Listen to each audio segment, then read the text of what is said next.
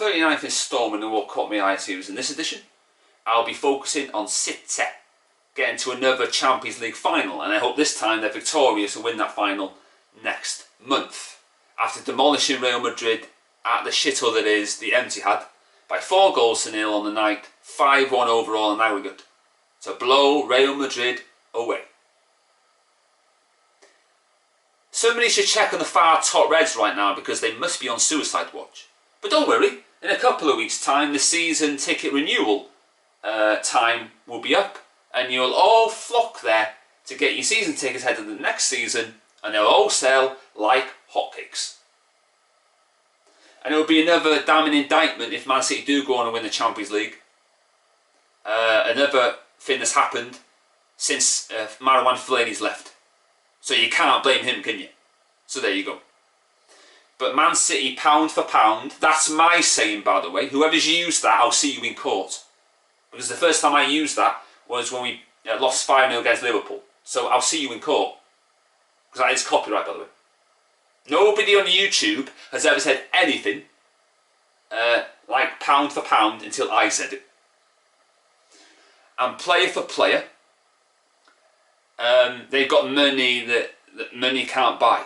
They've got the best manager, the best team, fantastic players, and they're gonna win, the Champions League. Now I don't want them to win the treble, of course not. That's ours, to keep and hold on to, and cradle and cherish forevermore.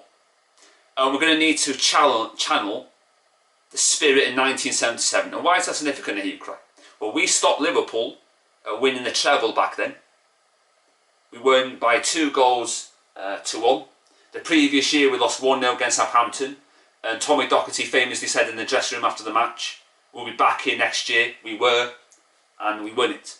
So that's how we're going to stop Man City, because I don't see anybody else stopping them, because they're going to be winning the title this weekend when they face Chelsea. But Man City are covered in quality. I don't consider Man City our rivals. Never have been, never will be. Not an opinion, that's a fact.